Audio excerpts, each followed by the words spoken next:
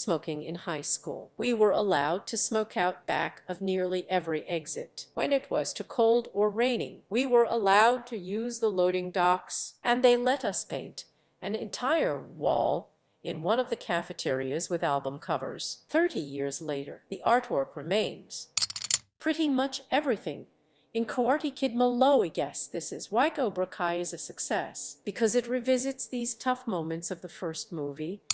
Losing your phone number when you moved, or when the phone company decided your town needed a new area code. Kids riding in the back of pickup trucks, 20 miles down the highway with me and neighbor's kid in tow and no problem. Posting big signs next to the registers in every store for everyone to see. Do not accept checks from.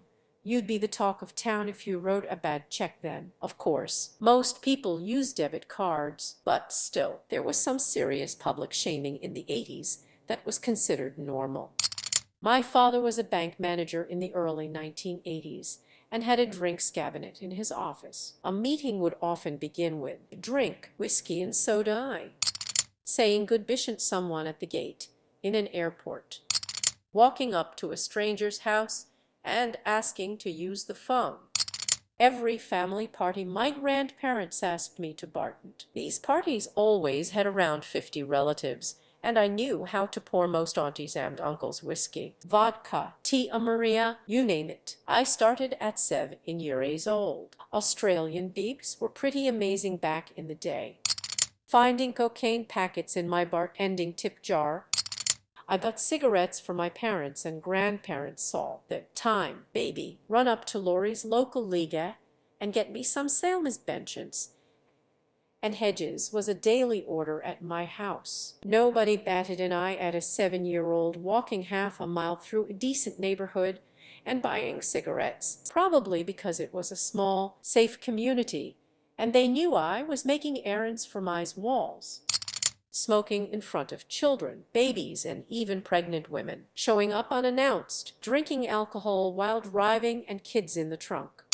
My Beth's mom explained that teen pregnancy was so prevalent in her community in the 80s that the girls who wanted to earn their diploma would bring their babies and toddlers to high school. Classrooms had a couple of cradles, and the school had several ladies that would hang out in hallways and act as soothers for crying babies. The community was too poor to provide alternative school or daycare.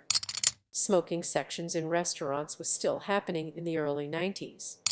Shoulder pads in women's jackets, just showing up to someone's house. Now, that kind of thing seems unacceptable because of how easy it is to communication. Why this really took off. Nice to see other people get nostalgic for the old drop-by. Good times.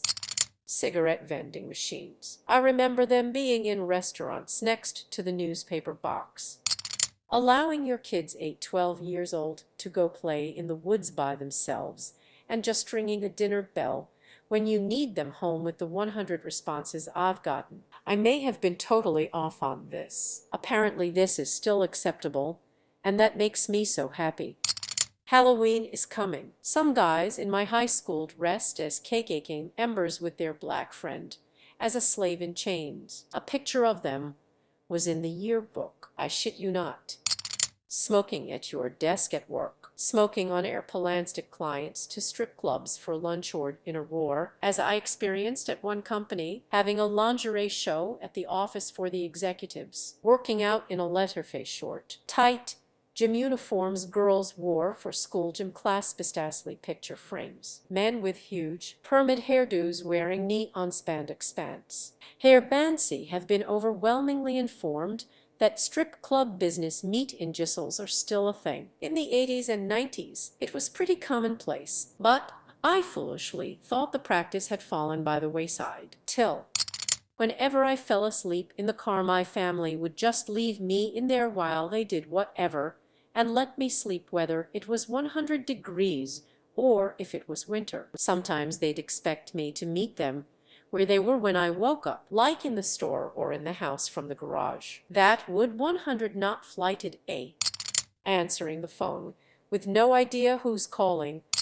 Free-range parenting. From about the age of 13, my parents had no idea where I was unless it was school. The only requirement was to not be late for dinner and to return home when the street lights came on. I would be off on Tom Sawyer adventures with my friends. We would ride our bikes straight out of town sometimes. Sometimes we would find a bike or walking trail through the woods and just follow it to see where it went. Finding a new creek, pond, Mex bike trail, treehouse, or pornstiffs in the woods was like finding money. School buses were a lot less common in the 80s. Most kids just walked home. You'd see kids as young as 6 or 7 walking by themselves home from school. It's just crazy to think about. Now, society isn't trusted to allow a 10 or 12-year-old to walk by themselves home. School buses are everywhere. I suppose it could be the development of the area, but I get the impression it is a societal change.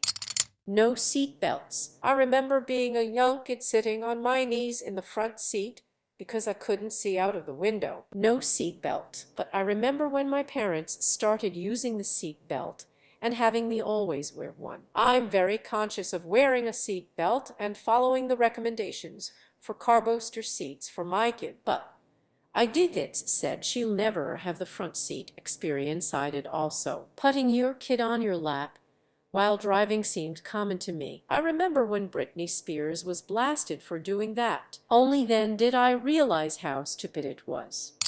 Finding old porn mags hidden in the woods behind your buddy's house. Gay jokes on TV. Implying a character was gay was a constant joke for years. Smoking in movies. Only bad guys smoke now. Latchkey kids, and kids being unsupervised in general. Kids walking to school. Kids riding around suburban neighborhoods on their bikes. Kids going to playgrounds on their ounce-of-fromat containers for fast food. In the 80s, you could still smoke cigarettes on Erpel Ansing running TV series would have very special episodes about all kinds of grim things. Different Strokes had an episode with a child molester. Family Ties had an episode about alcoholism. The list goes on. Dude games from the 80s included Smear the Queer and the injury-inducing Red Rover. Fun times. The real question is, what are we doing aging today that someone will ask about in a Reddit post in the 2040s? Smoking areas for kids at high school. There is a lot of late 80s, early 90s music that brags about having sex with a 16-year-old. Getting a job right out of high school. Manufacturing industry used to be one of the better career options. Job security and growth. Union wages. Trained on the job. Kinds manufacturing fell out. You now need a college degree to do anything. Rewinding Vistapes. Rollerblading. One homophobic joke and everyone acts like they didn't do it. Bill Burnlau. Sexual assault used as slapstick comedy in movies. I had to take all my calculus exams with smokers on either side of me and one in front of me in assigned auditorium seating. The worst thing was that they didn't actually smoke them, mostly just lit them and let them smolder in the built-in ashtrays in the seats, which makes way more noxious smoke than if they inhale it and then exhale. We weren't allowed to complain about it because we were expected to understand that the exam was stressful and smoking helped them calm down. No concerns at all for how it made us non-smokers feel. We were told to shut up and not complain because it was their right to smoke. Hitching a ride with strangers. Unhealthy school lunches. My school lunches would consist of a mini-sip, bologna sandwich on white bread and a vatching cake. Smoking around kids. Adults smoked in the car and the house all the time, letting kids hurt themselves while playing. We had some dangerous toys, lawn darts, metal swings. Kids would also build their own bridges and ramps for our bikes that we rode without helmets. Unbelted kids in vehicles. Kids would be in the back seat without car seats or safety belts. Riding in the back of a pickup truck was normal. TV shows with 3-minute-long intros introducing the cast with a full-fledged theme song and maybe a summary what happened at the last episode. Buying NR babies at the corner store. Little black licorice babies that, no joke, were called that. It wasn't until I moved to the USA and became an adult that I thought tough. Kids were actively encouraged to go outside by themselves and play. The rule of thumb was just be home before the street lights came on. Imagine telling a young kid that these days. Spanking your children, committing minor crimes, and running from the police. A few times we broke into an old high school that sat abandoned and in our neighborhood, or threw snowballs at cars until someone would call the police and everyone would scatter and run. Even if we got caught, they would just take us home to our parents. Worst case was a spanking. Now it's guns drawn and a criminal record. Kids playing in playgrounds without their parents there and are watching their every move. Heck, until the mid-90s kids were allowed to go outside anytime, as long as they were back for dinner. Rapey scenes and jokes in movies like the 16 Candles ex-Guff being just given to a dude she doesn't know so he can have sex with her. Adult women having sex with underage boys. My friend's older brother was 15 and in a sexual relationship with a woman in her mid-20s. Everyone made jokes about it or was envious, even the two adults who knew about the relationship, including his stepfather. That was in the 80s and attitudes have changed a lot. Still a double standard, but more people are taking it seriously. Having to use the buttons on the TV to change the channel. I like to sit close to the TV as a kid so I could change the channel easier. With some TVs now, you don't even need a remote to change the channel, and that's assuming that you watch TV in a way that even requires you to change the channel. It's fascinating to realize how quickly things have changed in regards to how we consume media. Not that that's bad. I can't wait for the day that we can just think of what we want to watch, and that image can be projected onto any surface we want from a microscopic lens that's attached to our glasses. Playing Smear the Queer in middle school. Not quite the same, but something that's normalizable today but would have been super weird in the instancy is calling someone and immediately asking, "Where are you?" You do that really well. For a girl expanded persona to her that so often, it didn't even occur to me it was an insult. I just thought, oh cool, I'm special. Open and unabashed homophobia. Like, I was bullied and got my butt kicked for being out. Baby gays nowadays get support from their friends who call it homophobic bullshit. I think that's pretty cool. Glad more kids don't need to go through what I did back in the day. The Soviet Union. Being asked, do you want regular or unleaded? Trick or treating unsupervised. When I was around 8-12 in the 80s, my younger brother, our friends, and I would walk the neighborhood for a good 5 hours trick or treating with no parents to chaperone. We'd start around 5 p.m. and not come home till nearly 10. No, people barely go door to door anymore. It's all trunk or treat during daylight hours in school or church parking lots. Half the groups that do go door to door are driving in cars. It's kinda sad that kids these days don't get that free range experience. Junko jeans. Drunk driving was pretty normal to go to the bar and drive home. Now people Uber, and texting causes more accidents than drunk driving. People were way more comfortable with sexualizing and enraged girls. I remember hearing a cracked podcast where they played a commercial for some famous clothing company, and the opening line of the commercial is, "There's nothing sexier than a baby." I remember grown-ass adults making jokes about teenage girls they wanted to bang. It was probably just the fact that I lived in a backwards-ass little town, but I remember one of my friends as checking out our friend, who was maybe 12 at that time, and his son called him out on it, and all he said was, "If it bleeds, it breeds." The music industry has always sexualized women, but Mandy Moore, Britney Spears, Christina Aguilera, and Jessica Simpson were literally all still teenagers when they got huge, and their songs and videos were suggestive as shit. If you go back and watch talk shows or promotional interviews where the stars were as young as like 13, you would see all these creepy old men low-key hitting on them. Emma Watson said in that speech how uncomfortable she was being asked about kissing and her crushes on boys at a weirdly young age. A lot of people bitch about cancel culture, and I think people get carried away with it sometimes, but one of the best things it did was put an end to this type of shit. workplace sexual harassment, grabbing a case of beers and going for a drive in the back roads. I'm glad it wasn't encouraged, but was tolerated as a boys will be boys kind of deal. In what is there is very, very little tolerance for drinking and driving, and the penalties are much harsher.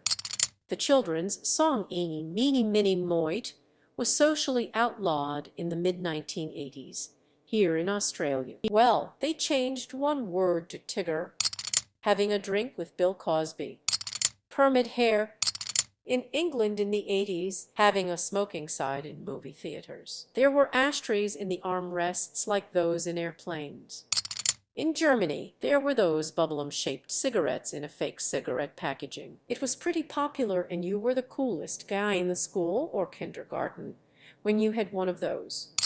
Having one computer in the living room that the entire family shared and the internet connecting was AOL. So you hear that family dial-up tone, that takes a little bit of time, then you got mail. And you could be on the computer talking to your friends, and someone in your family picks up the phone and you're kicked offline. Or being able to create my profile, my Simsay, free GeoCities websites. Self-owns being able to survive a 5-story building drop. Nokia, the next LBP phones. 9 to use to write a text message taking so long that you would usually just call your friends instead. Not limited minutes until after 7 or 8 patent until 6 going into Blockbuster and renting a movie or a game system. Yes, you could rent game systems and games from Blockbuster. It was amazing. I'm sure I can go on, but ugh, I miss the 90s so bad. Making an ashtray as a school project. In 1973, my sister and I took a bus by ourselves from Worcester to Washington, D.F. to visit our cousins during summer vacation. We had to change buses in Port Authority in New York City. We were 11 and 12. Be home when the street lights come on. I'd roam all over the neighborhood, be at everybody's house, riding my bike, swimming alone in the lake, roaming the woods, you name it, from sunup to the street lights are on. I remember how thin female celebrities were in the 90s. Like, really ducking thin. The fashionable look was called hero and chic, where you were thin and drained looking enough to look like a drug addict. Yes, really, it was pretty much acceptable for women's magazines to tell their readers to pretty much starve to get thin. If I look at pics of celebs from that era now, and specifically at the size of their head relative to their body, it's clear to me that many of them are emaciated. I find some aspects of the body positivity movement problematic. On the whole, I'm so glad it happened. Running to Blockbuster Video to turn your tapes in, buy 10 more, get charged an extra $3. My mom used to send 10-year-old me to the store with a note to allow me to pick up her cigarettes with my candy. In the 90s, my mom can recall when the term autism became a more mainstream idea. There was a lot of stigma surrounding the condition, to the extent that even the teachers could give you hell. Many didn't understand that this was a permanent condition, so teachers would often sometimes encourage other students to bully the student, so that they would have a desire to cure themselves of their condition. I shit you not. The more common case, however, was that not only would the teacher turn a blind eye to the problem, they would actively attempt to create scenarios to use it against the student in question so that they could lower their grade based on that performance. And honestly, based on what other people have done in the present regarding stuff like autism, that doesn't really shock me. My high school had a student smoking area. Just bring a note from mom, or in my case, the girl I rode to school with, whose handwriting looked momish, saying something is retarded.